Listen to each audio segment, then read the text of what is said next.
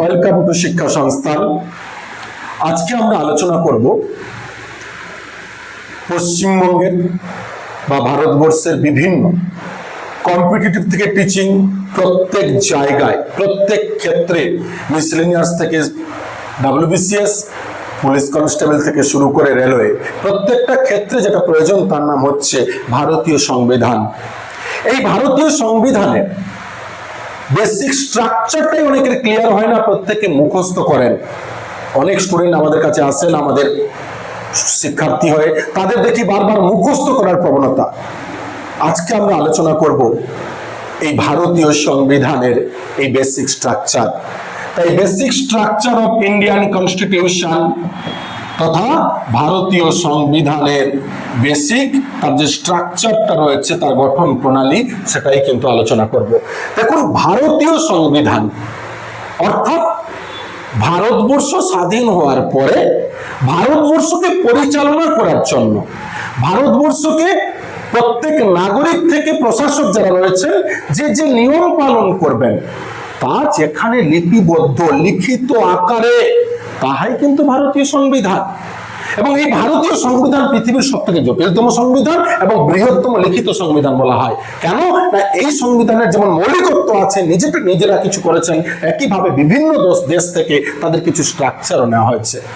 তো এই ভারতীয় সংবিধানের বেসিক স্ট্রাকচার যদি বলি, যখন 1949 সালে 26শে নভেম্বর ভারতীয় সংবিধান পার্লামেন্টে তৎকালীন অর্থাৎ গণপরিষদে বিল আকারে পাস হচ্ছে তথা কার্যকারী করার জন্য রেডি হচ্ছে, সেই সময় এবং বর্তমানে ভারতীয় সংবিধানের মধ্যে কি কি স্ট্রাকচারের ডিফারেন্স রয়েছে দেখব। প্রথমত ভারতীয় সংবিধানে বলা হলো যে ভারতীয় সংবিধানকে লেখা হলো কয়েকটি পর্যায়ক্রমে। নাম্বার 1, প্রথম হচ্ছে কি না শিডিউল, যাকে আমরা কি বলি না তপশিলি, বাংলায় বলা হয় তপশিলি। এই যে তপশিলি তথা শিডিউল ভারতীয় সংবিধানে তখন ছিল 8টা টোটাল, বর্তমানে কিন্তু যদি দেখি 12টা। অর্থাৎ ভারতীয় সংবিধান তপশিলি বলতে না কয়েকটি পর্যায়ক্রমে ভাগ করা হয়েছে। সিম্পল ভাবে বুঝুন, ভারতীয় সংবিধানকে কখনো জটিল ভাবে ভাববেন না, একদম নিজের ভাষায় বুঝুন।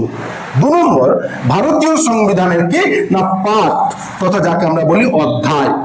এই ভারতীয় সংবিধানের তৎকালীন সময়ে পাঠ কটা ছিল 22টি, বর্তমানে কটা না 25টি অধ্যায়। এই 22টি এবং 25। এবং 3 নম্বর হচ্ছে কি না এই প্রত্যেকটা পাঠের আন্ডারে যেটা রয়েছে তাকে বলে আর্টিকেল তথা আমরা যাকে বলি ধারা। এই ধারা তৎকালীন 1949 সালের 26শে নভেম্বর যখন ভারতীয় সংবিধান গৃহীত হয় তখন কোটা ছিল না 395, বর্তমানে তালিকাভুক্ত 471 471 আর অ্যাক্টিভ তথা কার্যকারী কত 448 to 449, 448 থেকে 49। এই যে দেখলাম অ্যাকচুয়ালি কি না প্রথমে পুরো ভারতীয় সংবিধান যত বড় তাকে টোটাল কয়েকটি পর্যায়ে ভাগ করা হলো, যে 1 2 3 4। তার মধ্যে আবার প্রত্যেকটি পর্যায়ের আবার কিছু অধ্যায় বিভাজন হলো, প্রত্যেকটি অধ্যায়ের আবার ছোট ছোট টুকরো টুকরো ভাগ করে দেওয়া হলো পয়েন্ট আকারে। আর এই পয়েন্টটা কিন্তু হচ্ছে কি আর্টিকেল তথা ধারা। এই ভারতীয় সংবিধানের এইবারে আমরা দেখব প্রত্যেকটি পাঠ ধরে ধরে, মেন কিন্তু যে 4টে পাঠের কথা বলা হয় সেই পাঠ। নাম্বার 1, ভারতীয় সংবিধানের এই বেসিক স্ট্রাকচার দেখতে গেলে কি হয় না পার্ট 1-এ 1 নম্বর পার্টের নাম কি না 1 নম্বর পার্টের নাম বলা হয় ইউনিয়ন এন্ড ইটস টেরিটরি। মানে ভারতবর্ষ তার নাম কেন বা এই দেশের নাম কি, এই দেশের সীমানা কত দূর, এই দেশের কটি কেন্দ্রশাসিত অঞ্চল, কটি রাজ্য, এবং রাজ্যের যদি সীমানা পরিবর্তন হয়, নতুন রাজ্য যদি গঠন হয়, কি কি নিয়ম মানতে হবে। এই পার্ট 1 যার নাম কি ইউনিয়ন এন্ড ইটস টেরিটরি, অর্থাৎ ভারতবর্ষ এবং তার বিভিন্ন অঞ্চলগুলোর নাম। এই অধ্যায় নম্বর 1, এই অধ্যায় নম্বর 1-এ কটা আর্টিকেল আছে? 4টে আর্টিকেল। আর্টিকেল 1 to অর্থাৎ 1 থেকে 4 পর্যন্ত। 2 নম্বর পার্ট নম্বর 2, যাকে আমরা বলি কি না ভারতীয় সংবিধানের না সিটিজেনশিপ, এক কথায় নাগরিকতা।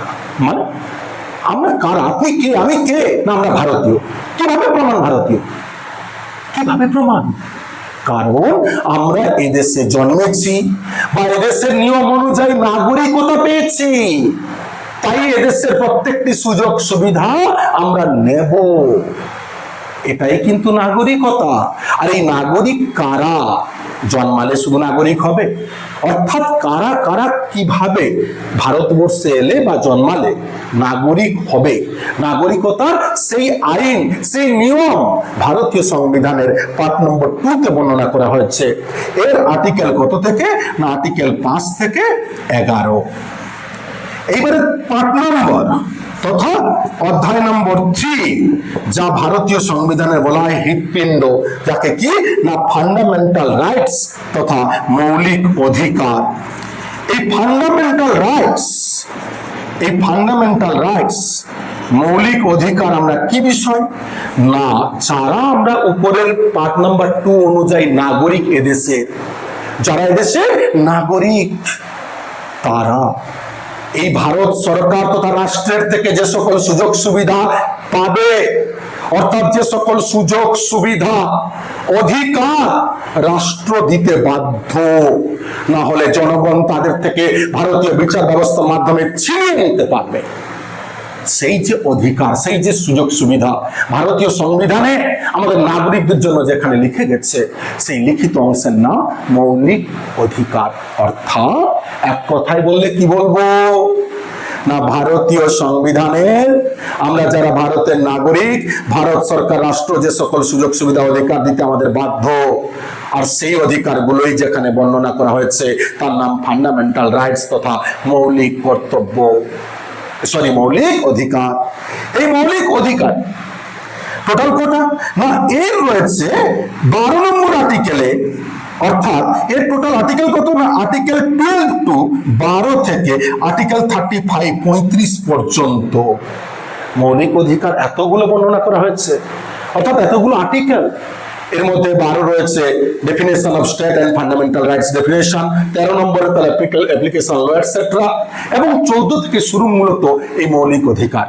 6টা মৌলিক অধিকার যেমন রয়েছে right to equality, right two freedom etcetera, মানে সাম্যের অধিকার, স্বাধীনতার অধিকার, কেউ শোষণ করতে পারবে না, ধর্মীয় স্বাধীনতার অধিকার, শিক্ষা সংস্কৃতির অধিকার আমাদের না দিলে আমরা ছিনিয়ে নেব, কারণ ক্ষমতা নেই আপনাকে আমায় আটকায় অন্যায়ের বিরুদ্ধে প্রতিবাদের। নেক্সট পার্ট নাম্বার কি না 4 তথা অধ্যায় নাম্বার 4 ভারতীয় সংবিধানে। এই অধ্যায় নম্বর 4-এ কি বর্ণনা করা হচ্ছে? বলা হচ্ছে এর নাম DPSP, directive principle of state policy, মানে রাষ্ট্র পরিচালনার জন্য সংবিধান প্রণেতারা রাষ্ট্রের শাসক গোষ্ঠীকে কিছু পরামর্শ দিয়েছেন, মানে মৌলিক অধিকারের মতন বাধ্য নয়।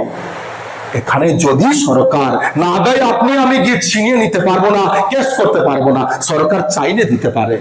অর্থাৎ সরকার পরিচালনার জন্য কিছু পরামর্শ, সাজেশন, অ্যাডভাইস মাত্র। একেই বলে directive principle of state policy, রাষ্ট্রীয় পরিচালনার নীতি সমূহ। এই ডিপিএসপি পার্ট 4 কত নম্বর আর্টিকেল থেকে আছে? না আর্টিকেল নাম্বার 36, 36 টু 51, 51। এর মধ্যে ডেফিনেশন এটসেট্রা রয়েছে, এবং একেবারে গিয়ে পার্ট 4-এরই একটা অংশ এ বলে, যাকে বলে ফান্ডামেন্টাল ডিউটিস, মৌলিক কর্তব্য। এই কর্তব্য বলতে যেমন মৌলিক অধিকার না রাষ্ট্রের থেকে আমরা জনগণ বাধ্য রাষ্ট্র আমাদেরকে দিতে, নাহলে আমরা রাষ্ট্র পরিচালনায় বসবো। একইভাবে জনগণ রাষ্ট্রের প্রতি কিছু কিছু অংশে দায়িত্ব কর্তব্যে বাধা, যদি আমরা সেগুলো না করি জনগণ আমাদের, রাষ্ট্র আমাদের থেকে ছিনিয়ে নেবে বিচার ব্যবস্থার মাধ্যমে। আর সেটাই হচ্ছে মৌলিক কর্তব্য। কত নম্বর ধারা? না 51A, 51A, 51 নম্বর এ। আগে ছিল 10টা, বর্তমানে 11টা। তাহলে বেসিক স্ট্রাকচারে আমরা এই 51 নম্বর এ পর্যন্ত 4টে পার্ট এখন আলোচনা করলাম। পার্ট 1, 2, 3, 4 মূলত fundamental rights, DPSP and fundamental duties কি বিষয়, কারণ অধিকাংশ শিক্ষার্থী এইখানে বারবার আটকায়। আর কোশ্চেন কিন্তু অধিকাংশ ক্ষেত্রে এই জায়গা থেকে যাকে বলে কুটকুটকে দেতা হয়, মানে ভরে ভরে দেয়। এবং এই অংশগুলো আমরা পরবর্তী সময়ে আরো ভারতীয় সংবিধান কোথা থেকে এসেছে, কোন কোন দেশ থেকে, অ্যাপয়েন্টমেন্ট পাওয়ার কি, রেজিগনেশন পাওয়ার কি, কি ব্যাপার, আরো পার্ট নাম্বার একদম 4 পরে 5 থেকে শুরু করে 25 পর্যন্ত আমরা প্রত্যেকটা ক্লাসে স্টেপ বাই স্টেপ আলোচনা করব। তাই যদি স্টুডেন্টদের, আপনাদের, তোমাদের যদি ভালো লেগে থাকে, যদি মনে হয় যে না ক্লাস আমরা কন্টিনিউ করতে চাই, তাহলে অবশ্যই কমেন্ট করো। তারপরে আমরা অবশ্যই পরবর্তী ক্লাস নিয়ে আপনাদের সামনে হাজির হব। ধন্যবাদ।